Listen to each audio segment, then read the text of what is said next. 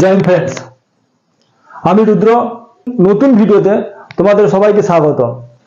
আজ ভিডিওতে নিয়ে এসেছি যে রেলওয়ে এনটিপিসি 2024 সম্পূর্ণ রণনীতি, যেখানে আমরা দেখব যে কিছু কি পয়েন্টস, যে আমাদের এই রণনীতি অ্যাপ্লাই করার জন্য যে আমাদের কি পয়েন্টসগুলির ওপর নজর রাখতে হবে। তোমরা হাজার হাজার ভিডিওতে দেখছো যেখানে বলা হয়েছে, যেখানে 2019-এর ভ্যাকেন্সি ছিল প্রায় 35,277, কিন্তু 2024-এর ভ্যাকেন্সি 11,558টি পোস্ট আছে। 2019-এর থেকে প্রায় 1/3। 2019-এর 35,000 ভ্যাকেন্সিতে যে 100 crore সেখানে অ্যাপ্লাই হয়েছিল, এখানে ভ্যাকেন্সি কম আছে বা 1/3 বলে যে ফর্ম ফিল আপ কম হবে তার কোনো মানে নেই। তোমরা ধরে নিতে পারো যে এই ভ্যাকেন্সি এর ফর্ম ফিল আপ মোটামুটি প্রায় 1 কোটির কাছাকাছি হতে চলেছে। কারণ যারা প্রিপারেশনে লেগে আছে 4-5 সাল ধরে, যারা তাতে WBCS তৈরি করছে বা কমিশন নেওয়ার জন্য তারা প্রিপারেশন করতে পারে, কিন্তু রেলওয়ে এনটিপিসির জন্য তারাও ফর্ম ফিল আপ করবে। কারণ সবার মনে একটা ধারণা, বা এটাও সত্য, যে রেলওয়ে এনটিপিসির যে ভ্যাকেন্সি পোস্ট যেগুলি রয়েছে বা জব প্রোফাইল যেটা রয়েছে বা স্যালারি যা, তাতে সুন্দর ভালো বা পোস্টের চাকরি বলে ধরে নেওয়া হয়। তাই আমাদের এই রণনীতিটা হচ্ছে যে সেই ভিড় থেকে আমরা কিভাবে বাঁচব, কোন কোন বিষয়গুলি আমরা দেখব, এই ফর্ম ফিল আপের জন্য কোন কোন বিষয়গুলি আমাদের মাথায় রেখে আমাদের ফর্ম ফিল আপ করতে হবে, কোন বোর্ড সিলেক্ট করতে হবে। কারণ এখানে রেলওয়েতে বলে দেওয়া হয়েছে যে তুমি যে কোনো একটাই বোর্ড তুমি সিলেক্ট করতে পারবে। যদি গ্র্যাজুয়েশন লেভেলের জন্য যে কোনো একটা সিলেক্ট করতে পারবে, এবং নন গ্র্যাজুয়েশন লেভেলের জন্য তুমি যে কোনো বোর্ড তুমি সিলেক্ট করতে পারবে, যেহেতু আলাদা আলাদা ভাবে তোমাদেরকে ফর্ম ফিল আপ করানো হচ্ছে। কিন্তু এখানে 2024-এ যে ফর্ম ফিল আপটা রেলওয়ে বোর্ড করাচ্ছে, সেখানে দেখা যাচ্ছে যে জোন যদি সিলেক্ট করার জন্য ক্যান্ডিডেটকে পোস্ট বা সিলেকশন প্রসেসটা ভালো হতো। কারণ 2019-এ ফর্ম ফিল আপের একটা অ্যাপ্লিকেশন ফর্ম রয়েছে, যেখানে সমস্ত জোনের জন্য আলাদা আলাদা ভাবে ফর্ম ফিল আপ করানো হয়েছিল। যেমন কলকাতা আরআরবিতে ER, ECR এবং মেট্রো, বিভিন্ন যতগুলি জোন রয়েছে কলকাতার, সমস্ত জোনের জন্য আলাদা আলাদা ভাবে ফর্ম ফিল আপ করা হয়েছিল। এভাবে যদি ফর্ম ফিল আপ এবারও 2024-এ করা হতো, তাহলে ক্যান্ডিডেটদের আরো বেশি ভালোভাবে প্রিপারেশনটা নিতে পারতো। কিন্তু করার কিছু নেই, যেভাবে রেলওয়ে বোর্ড দিচ্ছে ফর্ম ফিল আপ করার জন্য সেভাবে আমাদের চলতে হবে। আমার এই 10 সালের এক্সপিরিয়েন্স তোমাদের কাছে তুলে ধরবো, এবং তার সঙ্গে অনেক কিছু ইনফরমেশন তোমাদেরকে বলবো। তার সঙ্গে এটাও বলবো যে কি কি বই পড়বে যাতে তৈরি আর বেহतर হয়ে सकता है। কত ঘন্টা পড়লে বা কি স্ট্র্যাটেজিতে পড়লে তোমরা সিলেকশন অবশ্যই পারবে। শুধু এনটিপিসি নয়, এখানে একের পর এক সফলতার কথা বলা হয়েছে, যেখানে CSSC, CGL, CHSL, CPO এবং কি ব্যাংক, বিভিন্ন কম্পিটিটিভ এক্সামে তোমরা একের পর এক কিভাবে সফলতা হাসিল করবে, সেই সব কথাও আমি প্রত্যেক ভিডিওতে তোমাদেরকে অল্প অল্প করে বলতে থাকবো। আমার কাছে এখানে একটা বই আছে, সামান্য জ্ঞান, লেখক হচ্ছে মনোহর পান্ডে। এই বইটা খুবই ভালো বই। এখানে ইতিহাস, ভূগোল, physics, chemistry, biology, polity, economics, স্টেটের বিভিন্ন কালচার যেখানে হয়ে থাকে, কালচারাল প্রোগ্রাম যেগুলি হয়ে থাকে, সমস্ত কিছু এর মধ্যে দেওয়া আছে। তুমি এই বইটি যদি আপডেটেড কিনে নাও, তাহলে তোমার এখানে কারেন্ট অ্যাফেয়ার্সের অনেক কিছু তোমরা পেয়ে যাবে। এই বইটা হিন্দিতে, এর একটা ইংলিশ ভার্সনও রয়েছে, এই বইটা ইংলিশ ভার্সনে, তোমরা ইংলিশ ভার্সনেও বইটা পেয়ে যাবে। দেখো, একটা বই রয়েছে আমার কাছে, এনটিপিসি সলভ পেপার। এই বইটা হচ্ছে 2016 যেসব পরীক্ষা হয়েছিল, যেসব কোশ্চেন পেপার এসেছিল, তার সমস্ত কিছু কোশ্চেন আনসার দেওয়া আছে। এই বইটা তোমরা অবশ্যই কিনে নেবে। দেখো, আর একটি বই রয়েছে কিরণের বই, যেটা হচ্ছে রেলওয়ে এনটিপিসি প্র্যাকটিস সেট বুক, যেখানে সমস্ত এই যে এনটিপিসির জন্য এই বইটা খুবই ভালো বই, প্র্যাকটিস সেট। এটা দেখো আমার কাছে একটা বই রয়েছে জেনারেল অ্যাওয়ারনেস, চ্যাপ্টার ওয়াইজ এবং টাইপ ওয়াইজ, যেখানে সলভ পেপার 99 থেকে টিল ডেট পর্যন্ত সমস্ত জেনারেল অ্যাওয়ারনেসের সমস্ত কোশ্চেন তুমি এতে পেয়ে যাবে। এই বইটা কিরণের বই, কিরণের এসএসসি বই, কিন্তু এসএসসি বই বলে এনটিপিসিতে কাজে লাগবে না তার কোনো মানে নেই। কারণ হচ্ছে জিকে সব জায়গাতেই একই থেকে থাকে। দেখো এই একটা বই রয়েছে আমার কাছে, এটা হচ্ছে এসএসসির ম্যাথমেটিক্স চ্যাপ্টার ওয়াইজ এবং টপিক ওয়াইজ সলভ পেপার। এই বইটা তো খুব সুন্দরভাবে ম্যাথমেটিকের টপিক ওয়াইজ এবং ক্যাটাগরি ওয়াইজ সমস্ত কিছু দেওয়া আছে, সলভ পেপার দেওয়া আছে। এই বইটা তোমরা অবশ্যই তোমরা কিনবে এবং কিনে প্র্যাকটিস করতে থাকবে যারা প্রিপারেশনে লেগে আছো। আরেকটা বই রয়েছে আমার কাছে, দেখো এটা হচ্ছে জেনারেল অ্যাওয়ারনেস, প্রিভিয়াস ইয়ারের সমস্ত কোশ্চেন এর মধ্যে দেওয়া আছে। এখানে কি কি দেওয়া আছে না, আরবি এনটিপিসি 2016 এবং 2019-এর টায়ার 1 এবং টায়ার 2 সমস্ত কোশ্চেন, এএলপির সিবিটি 1 সিবিটি 2 সমস্ত কোশ্চেন, গ্রুপ ডি কোশ্চেন এবং আরপিএফ কনস্টেবল এবং এসআই 2019-এর সমস্ত কিছু ওয়ান লাইনার দেওয়া আছে। সময় পেলে আমি তোমাদেরকে এই ওয়ান লাইনের কোশ্চেনার গুলো তোমাদেরকে কাছে প্রোভাইড করার চেষ্টা করব। এসে এবার দেখে নেওয়া যাক সেই কি পয়েন্টগুলি কি, যে কি পয়েন্টগুলো আমাদের এই রণনীতি, আমাদের সম্পূর্ণ রণনীতি যেখানে আমাদের সিলেকশনের জন্য খুবই কাজে লাগবে। এখানে প্রথমে বলা হয়েছে যে ভিড় সে বাঁচানো আমাদের মুখ্য উদ্দেশ্য। কারণ হচ্ছে হাজারো ভিডিওতে এটা বলা হয়েছে যে অমুক অমুক বোর্ড বা জোন সিলেক্ট করো, সেখানে সব থেকে বেশি ভ্যাকেন্সি আছে, সেখানে বেশি পোস্ট আছে এবং তোমাদের ফাইট করার জন্য অনেক বেশি পোস্ট তোমরা পেয়ে যাবে, অনেক বেশি ভ্যাকেন্সি পেয়ে যাবে। লাখ লাখ ছেলেরা যারা দেখছে তাদের মনের মধ্যে একটা বসে যাচ্ছে যে তাহলে নিশ্চয়ই ঠিকই বলছেন, আমরা যদি ওই আরআরবিটা যদি চুজ করি তাহলে নিশ্চয়ই আমি এখানে একটা আমার পোস্টটা সিলেক্ট করে নিতে পারবো। যদি আমি কলকাতা আরআরবির কথা ধরে নিই তাহলে দেখা যাচ্ছে যে এখানে গ্র্যাজুয়েশন লেভেলের জন্য সব থেকে বেশি বা 1300-এর বেশি ভ্যাকেন্সি রয়েছে। তাহলে স্বভাবতই অল ইন্ডিয়ার সমস্ত স্টেটের ক্যান্ডিডেট বা স্টুডেন্টরা কলকাতার উপর একটা টার্গেট করেই থাকে এরা। তাই এই কলকাতা আরআরবিতে যেহেতু অধিক সংখ্যা ক্যান্ডিডেট ফর্ম ফিল আপ করবে, তাই কম্পিটিশনটা অনেক বেশি কম্পিটিশন হবে। তাই তোমরা 2019-এর যদি 35,000 ভ্যাকেন্সির ক্ষেত্রে যদি কাট আপ যদি 77 পয়েন্ট সামথিং হয়ে থাকে তাহলে তোমরা ধরেই নিতে পারো যে এবছরে তার কলকাতা আরআরবি কাট আপ 80-র ওপরে যাবে, এটা আমার ধারণা। তাই আমাদেরকে ভিড় থেকে বাঁচার একটা উপায় আমাদের দেখতে হবে। কারণ হচ্ছে এটাই সব থেকে আমাদের মুখ্য উদ্দেশ্য, যেখানে আমাদের সিলেকশন প্রসেসটাকে অর্ধেক সফলতা দিতে পারবে। থাম্বনেলে তোমাদের দেখেছো আমি লিখেছি এখানে নিজের থেকে সমস্ত কিছু বিচার বিবেচনা করে এবং একটু ওয়েট এবং সময় নিয়ে কোন আমি বোর্ড সিলেক্ট করব যেখানে বা সিলেকশন আমাকে দেবে। কারণ একই কোশ্চেনের জন্য কোনো একটা বোর্ডে কাট আপ যাচ্ছে 82, সেখানে যদি কোনো ক্যান্ডিডেট 81-ও পেয়ে থাকে তাহলে সে সিলেকশন প্রসেস থেকে বাইরে বেরিয়ে যাবে। কিন্তু একই কোশ্চেনের জন্য কোনো একটা বোর্ডে যদি 65 কাট আপ যায় তাহলে সেখানে 65 নাম্বার পেয়েও ক্যান্ডিডেট সিলেক্ট হয়ে যাচ্ছে। তাহলে আমাদের এখানে বোর্ড সিলেক্টটা আমাদের ক্ষেত্রে একটা সব থেকে বড় গুরুত্বপূর্ণ ভূমিকা। দেখো নেক্সট পয়েন্ট আছে মেডিকেল স্ট্যান্ডার্ড হিসাবে কথা হচ্ছে যে মেডিকেল স্ট্যান্ডার্ডটা আমাদেরকে দেখতে হবে। মেডিকেল স্ট্যান্ডার্ডটা একটা গুরুত্বপূর্ণ ফ্যাক্টর। কারণ হচ্ছে ধরো আমি চুজ করছি যে পোস্টটা, সেই পোস্টের জন্য কি মেডিকেল স্ট্যান্ডার্ড আছে। ধরে নিলাম বাবদ সবারই মনে একটা হয়ে থাকে সব থেকে বেশি ভ্যাকেন্সি আছে গুডস ট্রেন ম্যানেজার, তাহলে গুডস ট্রেন ম্যানেজারের জন্য কি মেডিকেল স্ট্যান্ডার্ড লাগবে সেটাকে আমি যদি ফুলফিল যদি না করতে পারি তাহলে আমি সেই কাট আপ ক্লিয়ার করেও আমি সেই পোস্ট সিলেকশন থেকে বাদ পড়ে যাব।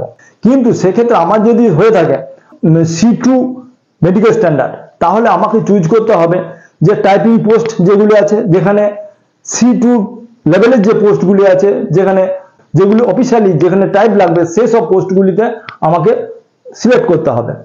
তাহলে এটা হচ্ছে মেডিকেল স্ট্যান্ডার্ডটা আমাদের মাথায় রাখা খুবই দরকার। দ্বিতীয় নম্বর হচ্ছে যে পোস্ট এবং ভ্যাকেন্সি। এখানে পোস্ট এবং ভ্যাকেন্সিতে category wise vacancy. Category wise vacancy দেখো, ক্যাটাগরি ওয়াইজ ভ্যাকেন্সিতে এখানে আমি জোন হিসাবে ক্যাটাগরি ওয়াইজ ভ্যাকেন্সিতে আমি কিছু লিখে রেখেছি, যেটা হচ্ছে নন গ্র্যাজুয়েশন লেভেলের। আমি যদি ওবিসি ক্যান্ডিডেট এবং CBT 1-এ যদি UR কাট অফে আমি যদি ক্লিয়ার করতে পারি, তাহলে CBT 2-তে আমি একটা অনেক বেশি পোস্টের জন্য, অনেক বেশি ভ্যাকেন্সির জন্য আমি লড়তে পারবো, কারণ সেখানে আমি UR-দের জন্য আমি লড়তে পারবো। কিন্তু আমি যদি আমার নিজের ক্যাটাগরিতে CBT 1 নিয়ে পাস করে থাকি, তাহলে একটা অল্প সংখ্যক ভ্যাকেন্সির উপরে আমি ফাইট করব।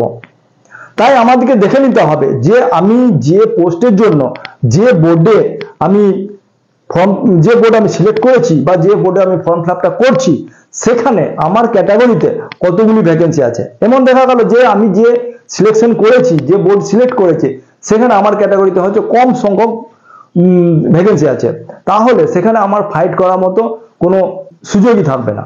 আমাদের এটা মাথায় রাখতে হবে যে ক্যাটাগরি ওয়াইজ আমাদের ভ্যাকেন্সিটা কত আছে সেটা দেখে নিয়ে আমরা সেই জোন সিলেক্ট করব। 2019 কাट ऑफ संगे हमारे कोई मतलब है ही नहीं। इसका मतलब क्या है? इसका मतलब यह होता है कि 2019 में देखा गया है जो सिलीगुड़ी या गुवाहाटी या चेन्नई या RRB सेकेंद्राबाद, इसमें काट ऑफ कम ছিল। তাহলে সেখানে কাট অফ কম ছিল, এবছরেও 2024-এও যে কাট অফ কম যাবে তার তো কোনো মানে নেই, কারণ সিচুয়েশন বদলতে रहता है। 2019-এ ভ্যাকেন্সি মালদাতে কত ছিল বা গুয়াহাটিতে কত ছিল বা সেকেন্ডারিতে কত ছিল, সেই হিসাবে 2024-এর ভ্যাকেন্সি তো নেই। তাহলে ভ্যাকেন্সি যেখানে কম থাকবে সেখানে স্বাভাবিক কাট অফ বেশি যাবে। 2019-এ যে কোথায় কম কাট অফ ছিল সেটা আমাদের নিয়ে কোনো মতলবই নেই। নেক্সট আসছি নাম্বার অফ ভ্যাকেন্সি, হচ্ছে সবথেকে ইম্পর্টেন্ট। এখানে দুভাবে বলা হয়েছে যে ম্যাক্সিমাম ভ্যাকেন্সি কাট অফ হচ্ছে ম্যাক্সিমাম। যদি আমি কলকাতা RRB বা কলকাতা বোর্ডের কথা ধরে নিই, গ্র্যাজুয়েশন লেভেলের জন্য কলকাতাতে 1300 বেশি পোস্ট রয়েছে, ভ্যাকেন্সি রয়েছে কত 1300 বেশি। তাহলে স্বভাবতই এখানে ভিড় বেশি থাকবে, যেখানে ভিড় বেশি থাকবে সেখানে কম্পিটিশন বেশি হবে, তাই সেখানে কাট অফও বেশি যাবে।